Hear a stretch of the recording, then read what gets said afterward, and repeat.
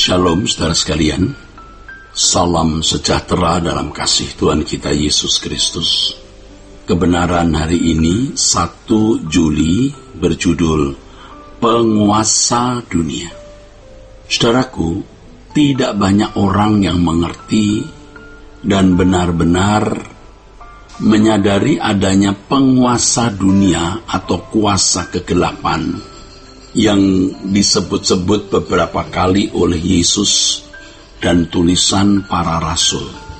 Padahal penguasa ini paling berperan dalam kejatuhan manusia ke dalam dosa dan kerusakan dunia ini. Oknum ini adalah musuh Allah, kekuatan yang melawan Allah dan yang berusaha menyeret sebanyak mungkin manusia ke dalam kebinasaan. Ia bergerak tiada henti di dalam kehidupan manusia. Salah satu keberhasilannya menipu manusia adalah membuat manusia tidak menyadari manuvernya yang aktif dan masif, sehingga ia dapat menawan banyak orang, termasuk banyak orang Kristen dalam cengkeramannya. Banyak orang Kristen yang tertawan tetapi tidak menyadari keadaannya. Inilah kecerdikan musuh tersebut. Sementara itu, Tuhan seakan-akan diam. Mengapa? Sebab Tuhan memiliki tatanan. Ya. Kalau ia sudah berbicara dalam porsi tertentu dan seorang Kristen tidak meresponinya dengan benar, maka Tuhan membiarkannya. Oleh sebab itu, seharusnya kita peka terhadap setiap peringatan dan teguran Tuhan, serta meresponinya dengan baik. Jika tidak, maka kita akan terjerembab ke dalam jebakan kuasa kegelapan. Inilah dinamika hidup orang percaya dalam menjalani hidup dengan kehendak bebas. Hidup adalah pergumulan antara menang dan kalah, merdeka atau tertawan, surga atau neraka. Saudaraku, ya, selamat atau binasa, ya, begitu saudaraku. Dalam terjemahan King James, Tuhan Yesus menyebut kuasa kegelapan ini sebagai the prince of this world. Rata-rata terjemahan bahasa Inggris menerjemahkan demikian, tetapi di terjemahan New King James diterjemahkan the ruler of this world.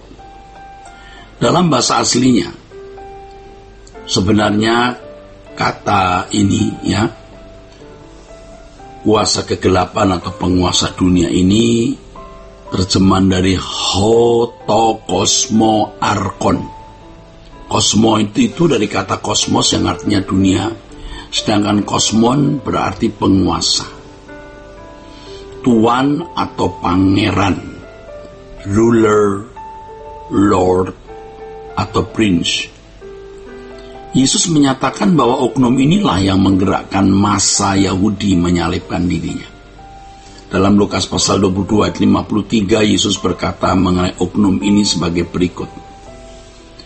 Padahal tiap-tiap hari aku ada di tengah-tengah kamu di dalam bait Allah, dan kamu tidak menangkap aku. Tetapi inilah saat kamu, dan inilah kuasa kegelapan itu. Kuasa kegelapan dalam teks aslinya adalah hi exousiatos kotos. Dalam terjemahan bahasa Inggris versi King James, the power of the darkness. Paulus menyebut kuasa kegelapan ini dalam Kolose pasal 1 ayat 13. Tidak ada dari penguasa dunia ini yang mengenalnya, sebab kalau sekiranya mereka mengenalnya, mereka tidak menyalibkan Tuhan yang mulia.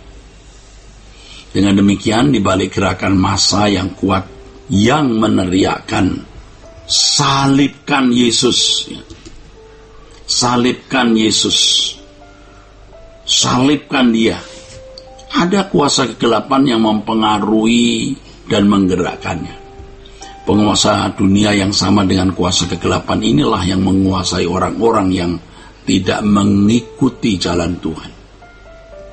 Paulus menulis kepada jemaat Efesus sebagai berikut. Kamu hidup di dalamnya karena kamu mengikuti jalan dunia ini. karena kamu mentaati penguasa kerajaan angkasa, yaitu roh yang sekarang sedang bekerja di antara orang-orang durhaka.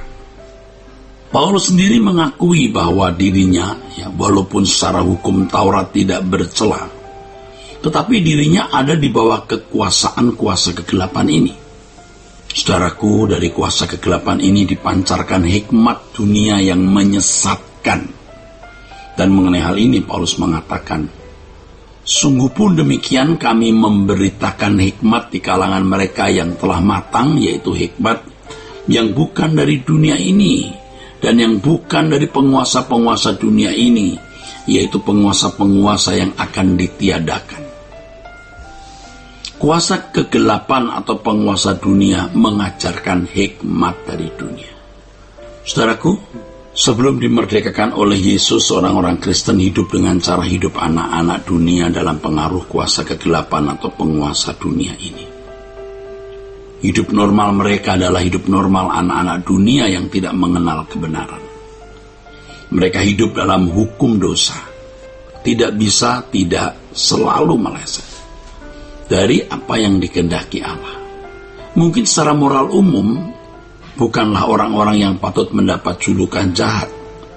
Tetapi dalam terang kesucian Allah, mereka adalah orang-orang yang tidak hidup dalam standar Allah, yaitu orang-orang yang telah kehilangan kemuliaan Allah.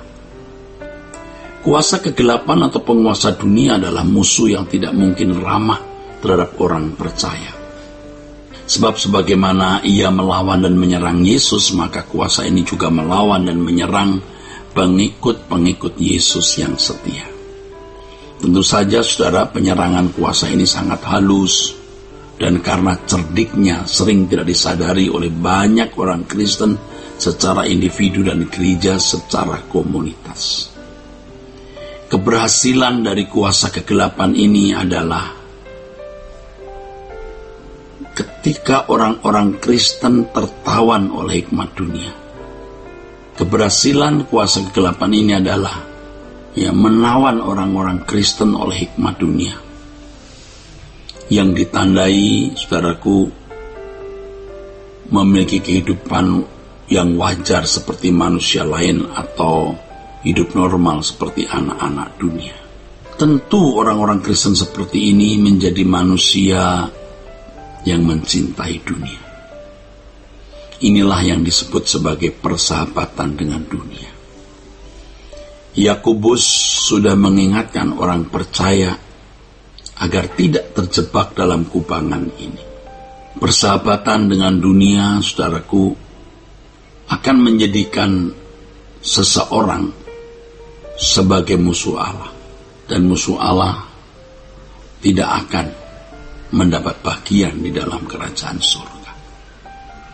Kiranya kebenaran hari ini, saudaraku, memberkati kita sekalian. Sola Gracia.